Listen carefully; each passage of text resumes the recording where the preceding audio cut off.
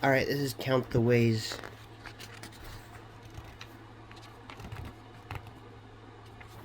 Hold on one second. Give me a second.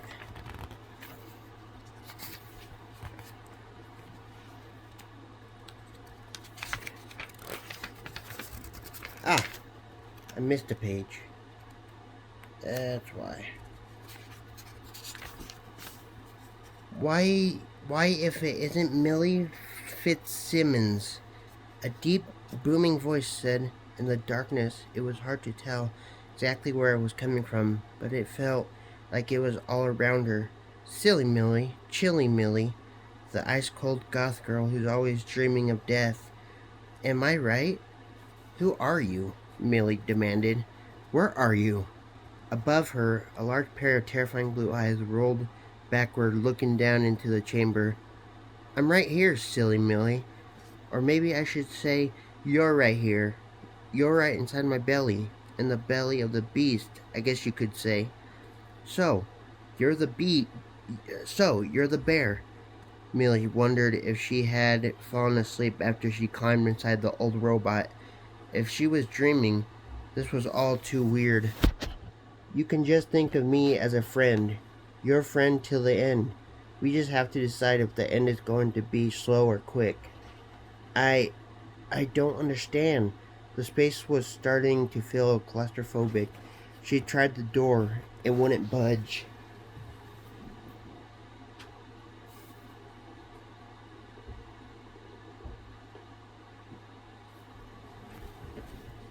You'll understand very soon, Chilly Millie. You goth girls crack me up. All dressed like professional mourners. So serious all the time. Daydreaming about death like he's the lead singer of some boy band and that when you meet him it'll be love at first sight. Well, Merry Christmas, Millie. I'm going to make your dreams come true. It's not a question of if, but how. What was happening? She was definitely awake. Had she lost her mind, descending into madness like a character in an Edgar Allan Poe story? I'd like to get out now, she said. Her voice sounded small and shaky. Nonsense, the voice said.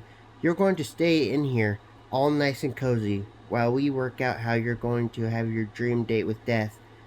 The choice is all yours, but it will be my pleasure to present you with some options. Options of how to die?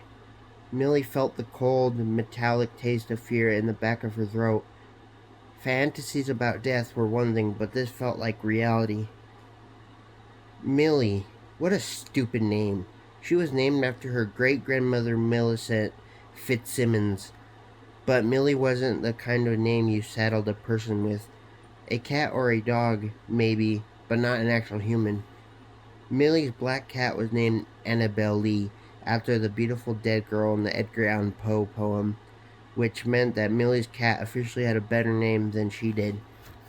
But, Millie thought, it made sense that her parents would come up with such a ridiculous name. She loved them, but they were ridiculous people in a lot of ways. Flighty and impractical, and kind of people who would never think how hard elementary school would be for a little girl whose name rhymed with silly. Her parents flitted from job to job, from hobby to hobby, and now, it seemed, from country to country. Over the summer, Millie's dad had been offered a 1 year teaching job in Saudi Arabia. Her mom and dad had given her a choice. She could go with them. It'll be an adventure, her mom kept saying, and be homeschooled. Or she could move in with her kooky grandpa for the year and start at the local high school. Talk about a lose-lose situation. After lots of crying and raging and sulking, Millie had finally chosen the kooky grandpa option over being stranded in a foreign country with her well-meaning but unreliable parents. And so now Millie was here in her strange little room in Grandpa's big, strange Victorian house. She had to admit the idea of living in an old, sprawling, 150-year-old house, where surely someone had to have died at some point, suited her well enough. The only problem was that it was filled to the brim with her grandparents' junk. Millie's grandpa was a collector, Lots of people have collections, of course, comic books or gaming cards or action figures, but Grandpa didn't collect a specific type of things so much as accumulate a lot of different things. He was definitely a collector, but a collector of what? Millie wasn't sure. It all seemed very random. Looking around the living room, she could see old license plates and hubcaps hanging on one wall, old baseball bats and tennis rackets on another. A life size suit of armor stood guard at one side of the front door, and a mangy looking taxidermy bobcat stood at the other side, its mouth open and fangs bare in a menacing fashion. One glass case in the living room contained nothing but old porcelain baby dolls with tiny teeth and staring glass eyes. They were creepy, and Millie tried to stay away from them, though they still showed up sometimes in her nightmares with those little teeth chomping at her. Her new bedroom had been her grandma's sewing room, and it still contained the old sewing machine, even though her grandma had died before Millie was born. Grandpa had moved in a narrow bed and a dresser to accommodate Millie and her belongings, and she had tried to make the room her own. She draped the bedside lamp with a sheer black lacy scarf so it gave off a muted glow. She covered the dresser with dripping candles, and she hung posters of Kurt Carrion, her favorite singer, on the walls. In one poster, the cover design for his album Rigor Mortis, Kurt's lips were peeled back to reveal a set of metal fangs. A perfect red bead of blood glistened on his chin. The trouble was, though, that no matter how much Millie tried to match the room's decor to her personality, it never quite worked. The sewing machine was there, and the wallpaper was cream-colored and decorated with tiny pink rosebuds. Even with Kurt Carrion's fanged face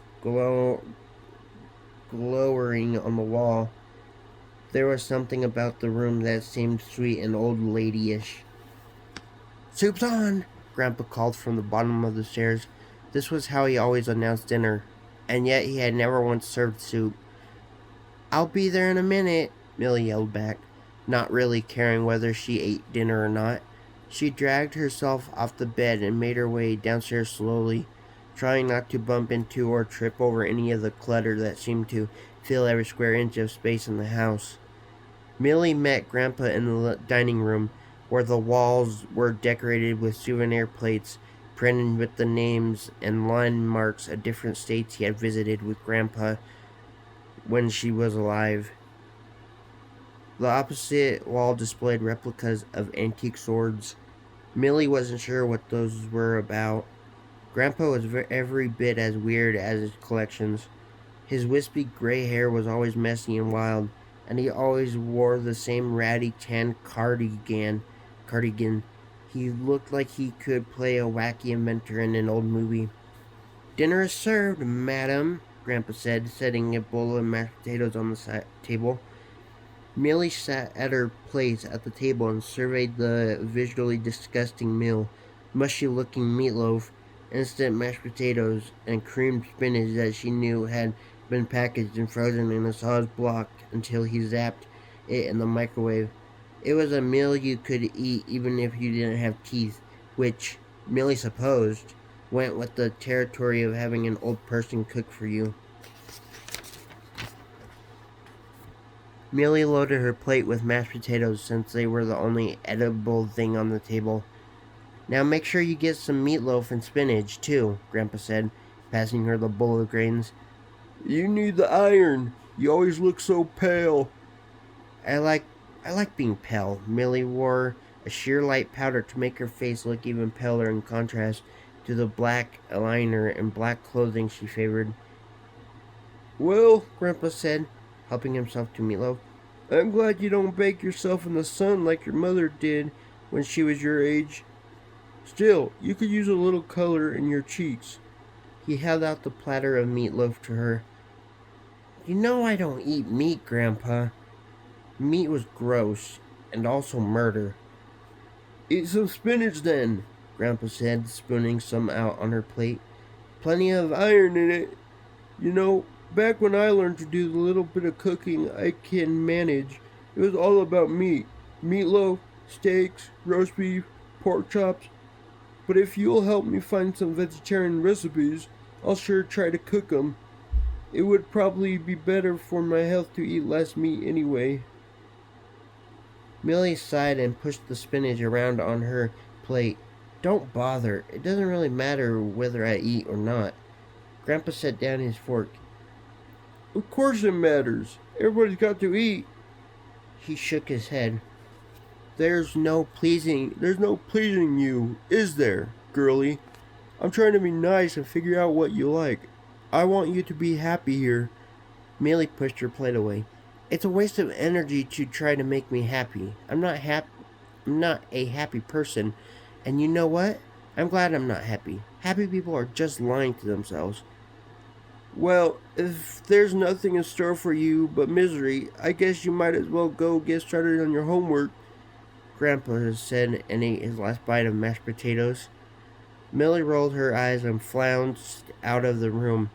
Homework was a misery. School was a misery. Her whole life was a misery. In her miserable room, Millie opened her laptop and searched for famous poems about death. She reread her old favorites. Annabel Lee, the cat with the same name, was curled up on her bed, and by The Raven by Poe. Then tried one she'd never seen before by Emily Dickinson. The poem talked about death as a guy picking up a girl for a date with death. The thought made Millie lightheaded. She thought of death as a handsome, black-cloaked stranger, choosing her as the one he would take away from the boredom and misery of everyday life. She imagined he looked just like Kirk Carrion. Inspired, she grabbed her black leather journal and began to write.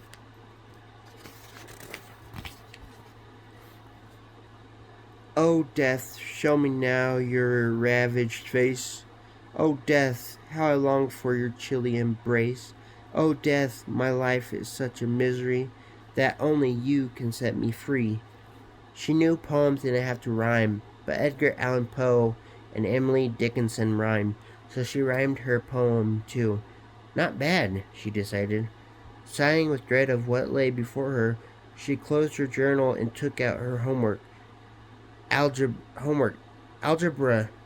What use was algebra in the face of human beings' inevitable mortality? None. Well, none except that if she didn't pass all her classes, her parents would cut off the allowance that her grandpa doled out to her every week. As she was saving up for more jet morning jewelry, she opened her algebra book, picked up her pencil, and began. A few minutes later, there was a knock on the door. What? Millie snapped and slammed her book shut, as if she'd been interrupted doing some. Oh, wait. What? Millie snapped and slammed her book shut, as if she'd been interrupted doing something she actually enjoyed. Grandpa nudged the door open with his foot. Damn, I suck at reading. He was carrying a glass of milk and a plate of fragrant chocolate chip cookies. I thought you might need a little study fuel, he said. I know chocolate always did the trick for me. Grandpa, I'm not a little kid anymore, Millie said. You can't buy my happiness with a few cookies. Okay, Grandpa said, still holding the plate. You want me to take them away then? You want me to take them away then? No, Millie said quickly. Leave them. Grandpa shook his head, smiled a little, and set the plate and the glass on Millie's bedside table. I'm going to putter around in my workshop for an hour or so, girlie, he said. Call me if you need anything. I won't need anything, Millie said, turning back to her algebra homework. She waited until she was sure he was gone, and then devoured the cookies. Options of how to die. Exactly! The voice in the darkness said, You're catching on now, bright girl that you are. Now I'd call the first couple of options the lazy choices. They don't require me to do anything but keep you here and let nature take its course. The advantage to these is that they're easy peasy for me, but not so easy for you. Slow with lots of suffering, but who knows? That might appeal to your morbid sensibilities. Lots of opportunities for languishing. You like languishing? What do you mean? Millie asked. Whatever the answer was, she knew she wasn't going to like it. Dehydration is one option, the voice said. No water at all, and you could start dying in as few as 3 days, or as many as 7. You're young you're young and healthy, so I'd put my money on it taking you a while.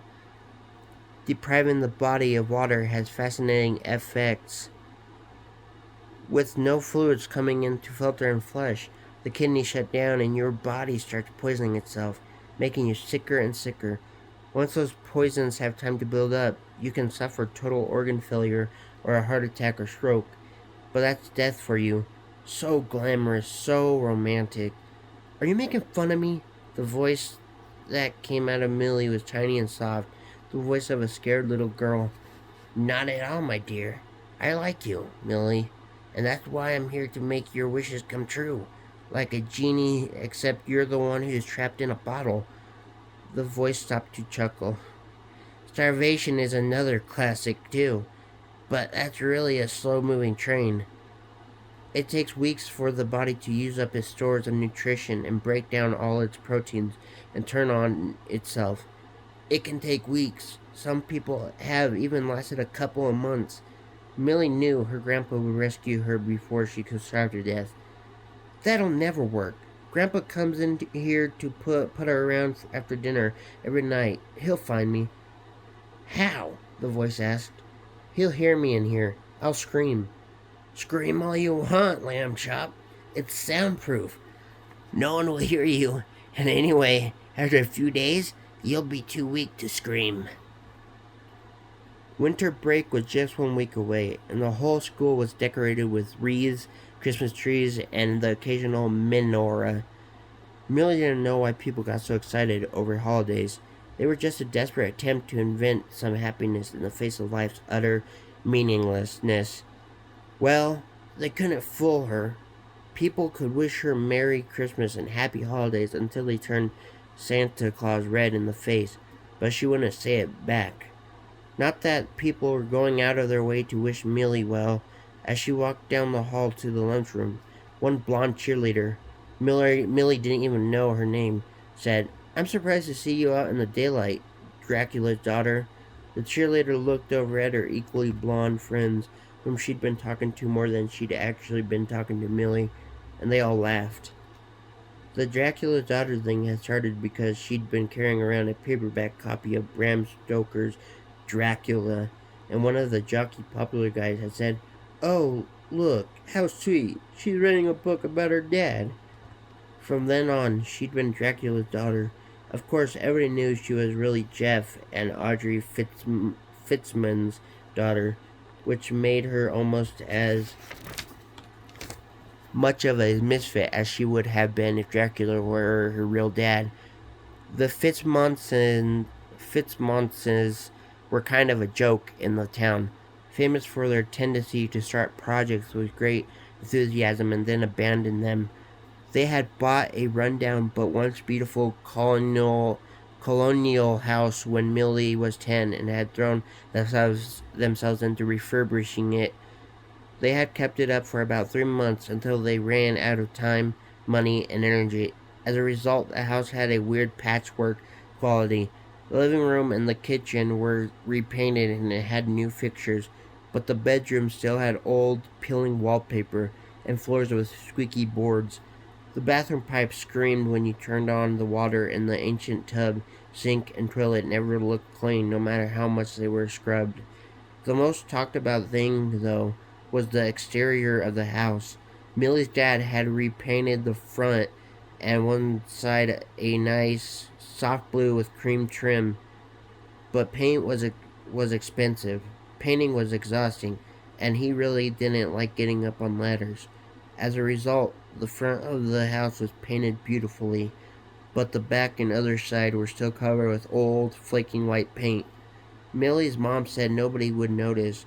It was like when people arranged the Christmas tree so the ugly side faced the wall. People noticed. People also noticed the can't say the name, Fitzsimmons's inability to keep a steady job. Millie's parents were always coming up with some new scheme that finally was going to bring them the success of their dreams. One year, her mom was making candles and selling them at the farmer's market, while her dad started a nutritional supplement store that closed its doors after 6 months. After that, her mom and dad started a store that sold yarn and knitting supplies, and they might have made a go of it either of her go of it if either of her parents had known more about yarn and knitting. And then they bought a food truck, even though they were both terrible cooks. Millie couldn't understand how her parents could remain so optimistic with failure after failure, but they did. They attacked each new project with huge enthusiasm, and then after a few months, both the project and the enthusiasm fizzled out. They weren't poor, exactly. There was always food to eat, even if, toward the end of the month, it tended to dwindle to pancake mix and boxed macaroni and cheese. But there was always worry about how the bills would get paid. Millie knew that her grandpa helped them out some months. Her grandpa was also considered weird in town, but was cut some slack because he was old and a widower, and had been an excellent high school math teacher for many years. As a result, he earned the title of eccentric instead of weird. Some people said that maybe by taking this teaching job in Saudi Arabia, Jeff was finally getting it together and following in his dad's footsteps. Millie knew, though, that her dad would fritter away this opportunity like he had so many others. So Dracula's daughter, or Jeff and Audrey Fitzsimmons' daughter, either one was a one-way ticket to being a social outcast. In the cafeteria, Millie took a second to adjust to the deafening din of hundreds of teenagers talking and laughing. She walked past a table full of popular girls and saw her best friend from elementary school, Hannah, sitting with them, laughing at something all the other girls were laughing about. Millie and Hannah had been inseparable from kindergarten through 5th grade, playing on the swings or jumping rope together at every recess and playing dolls or board games at each other's houses after school. But in middle school, popularity started to be more and more important to Hannah, and she drifted away from Millie and toward the crowd who was always giggling about clothes and boys. What Millie understood but Hannah did not was that those girls never accepted Hannah as more than a hanger-on. Hannah lived in a plain little house in a plain little neighborhood and didn't have the money or social status to make the cut. The popular girls didn't push her away, but they never let her into their inner circle either. It made Millie sad that Hannah preferred to accept crumbs from the popular girls rather than real friendship from her. But then, a lot of things made Millie sad. Millie sat alone, nibbling on the egg salad sandwich and apple slices her grandpa had packed for her, and reading tales of mystery and imagination. She was managing to drown out all the cafeteria noise and focus on the story she was reading. The Fall of the House of Usher. Roderick Usher, the main character in the story, couldn't bear noise of any kind, but then she felt herself being watched. She looked up from her work to see a lanky boy with horn-rimmed glasses and frizzy hair that had been dyed fire engine red. Both his ears were studded with silver earrings. Millie coveted his black leather jacket. "Hi, I was wondering," he nodded at the chair across from Millie. "Is anybody sitting there?" Was this guy asking to sit with her? Nobody ever asked to sit with her. "My imaginary friend," Millie said. "Wait, was that a joke?" She never joked with people. The boy grinned, revealing a mouthful of braces. "Well, would your imaginary friend mind if I sat in her lap?" Millie looked at the empty chair for a second. She says, "Suit yourself." "Okay," he said, setting his tray down. "Thanks, to both of you. I don't really know anybody yet. I'm new. Nice to meet you. New. I'm Millie. What? Was she a comedian now? My name's Dylan, actually. I just moved here from Toledo. He gestured toward her book. His fingernails were short but polished black. A Poe fan, huh? Millie nodded. Me too, Dylan said. And H.P. Lovecraft. I love all the old scary writers. I've never read Lovecraft, Millie said. Better to be honest than to try to fake knowledge and talk herself into a corner. I've heard of him, though. Oh, you'd love him, Dylan said, dunking a cafeteria issued chicken nugget into a puddle of ketchup. Super dark and twisty. He looked around the cafeteria, his face a mask of disdain. So, is this school as lame as it seems? Lamer, Millie said, marking her place in her book and shutting it. The house of Usher wasn't going anywhere, and she couldn't remember when she last had an interesting conversation. Well, I'll tell you what, Dylan said, gesturing with the French fry. So far, you're the only person I've seen here who seems cool. Millie felt her face heating up. She hoped a blush wouldn't pinken her pallor. Thanks, she said. I like your jacket, and I like your earrings. She reached up to touch one of the black teardrops that dangled from her earlobes. Thanks, they're jet. Victorian morning jewelry. I know, Dylan said. He knew? What kind of high school guy knew about Victorian morning jewelry? I have a few pieces of it, Millie said. I mostly find them on eBay. I can't afford my favorite kind, though. Which is... Dylan put up his hand. Wait, don't tell me. It's the kind where they weave the hair of the dead person into the jewelry, right? Yes, Millie said, shocked and amazed. Those pieces show up sometimes on eBay, but they always cost a fortune. The bell rang, signaling that lunch period was about to end. Dylan leaned toward Millie and half whispered, Do not ask for whom the bell tolls. It tolls for thee, Millie finished. Where had this guy come from? Toledo, sure, but how was he so sophisticated and knowledgeable? She had never met anyone like him. Dylan stood up. Millie, it's been a rare pleasure. Would you and your imaginary friend mind very much if I joined you two at lunch tomorrow? Millie felt the corners of her mouth twitch in an unfamiliar way. We wouldn't mind at all, she said. See, I had thought about freezing you to death, too, the voice said. I thought I could shut out the power in here so the space heater turns off, and my metal body can get pretty cold.